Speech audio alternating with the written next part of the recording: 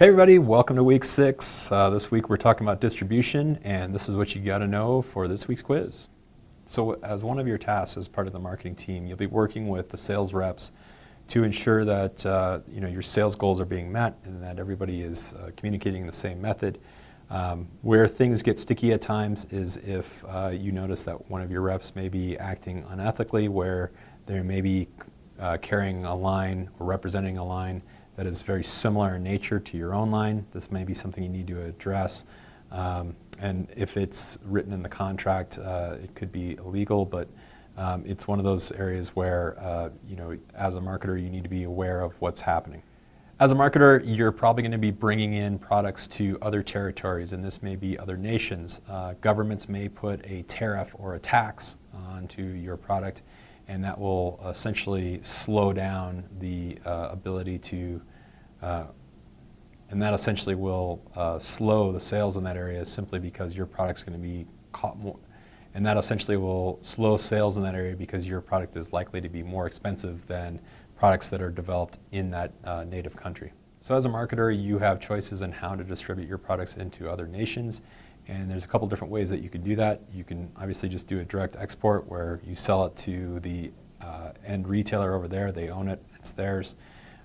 You can do a partnership, so maybe there is an existing brand that's similar to yours but doesn't really compete with your brand, and that makes sense. You can license your brand so that you don't really actually handle the actual distribution. You have a distribution partner in that native country that's going to handle that for you. And you can do a direct investment where you actually build another version of yourself in that native country. One of the inherent risks of products being sold anywhere is that there's going to be knockoffs. And essentially that is a product that is made without your consent but uses your logo, your designs, your kind of lifestyle, your vibe, and they're sold on the gray market. And that's illegal to do, but it's very difficult to enforce because you're dealing with a country that's outside of your domain, so you're going to have to hire lawyers or teams. They're going to have to represent you on your behalf. These type of manufacturers spring up in different areas, so maybe you got one company to shut down, but then another one just started up over here, so it's a never-ending process. As a manufacturer, you have the ability to build as many units as you want. If you've got products that are left over, a strategy that some companies have utilized in the past is to dump products onto other nations. So if I've got a glut of products that aren't selling very well in North America, but I could dump them on, say, Argentina, that's a way of me getting rid of my products. But a lot of times governments will try to protect brands that are native to their area. Because if a country from, say, the North American market is dumping products on the South American markets, that's potentially going to hurt the South American manufacturers in that area, and the government may fight back. So in talking about distribution methods, exporting is the least risky because essentially I produce the product in-house in my native land and then I sell it off to my end retailer or my distribution network on the other side, and they take ownership of it. So the advantage to me is that once it's sold off, it's theirs. The disadvantage to me is that I have very little control of it once it's entered that other country. I can put that into the contract, but it's going to be more difficult for me to enforce versus if I was a joint venture or a direct investment in that other territory. So gray markets exist in many different forms, but an example would be that if I bought a product from an authorized reseller and then shipped it to a country that had higher prices and then sold it through an unauthorized reseller, I would be operating on the gray market. One of the things to consider as we look at the distribution chain is the length, or you think about it like links in a chain. How many links are there, or how long is this distribution chain? So as a manufacturer, my goal is to try to keep this as short as possible. I want to go from the manufacturer ideally to the end consumer, but what are the links that are involved to create that pathway for me to get my product to the end consumer?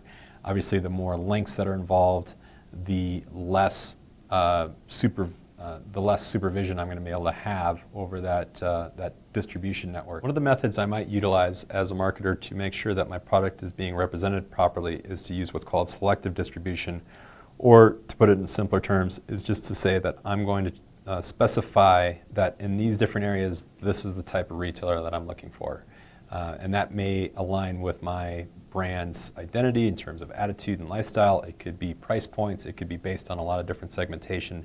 But selective distribution basically says that I'm going to be very choosy and I'm going to pick certain retailers that match what my goals are from a distribution standpoint.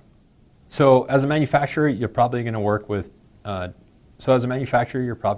distributors, and they essentially are a smaller version of yourself, but they're going to handle inventory, they're going to do promotional pieces, they may extend credit. They're going to function in a lot of different similar ways that a manufacturer is going to, if the manufacturer is handling distribution, that is, but basically work on your behalf. So there may be a North American distributor for a European manufacturer, or vice versa. And the advantage of that is that you've got a partner, so to speak, that's working on your behalf and is working on creating a message that is in line with what you're trying to create, and working in that territory and knows that territory. So they may already have reps set up, they may have promotional outlets or media outlets that they work with, and can really get you a big buy-in that you wouldn't necessarily have if you try to go on your own. The logistical functions of distribution basically says that I'm going to be moving product, right? So as I try to produce this year's product run, I need to get it to my distribution partners, and the logistics of that basically say that, okay, if I'm producing in China, I need to make sure that I've got the ship ready that's going to send this many units to Europe, this many units to North America, South America, Australia, whatever the case is, and the logistical functions are handled in that bigger chain of what does our production schedule look like, when do people need it, what's the sell-in, buy-in seasons, and how does this work on a fiscal year schedule. FOB, which is freight on board, and that's basically the liability is going to fall on the buyer. So as that truck leaves my distribution center or my manufacturing plant, the owner, in this case probably the retailer, takes ownership of that the minute it gets on the truck. And the importance of that is that typically the retailer then is going to be paying for the shipping, and if there's any kind of warranty issues, it's on the retailer then to work with either the shipping company, or if it was an original manufacturing defect, then it would go back to the manufacturer. But it falls, the bearer of liability then is going to fall on that buyer.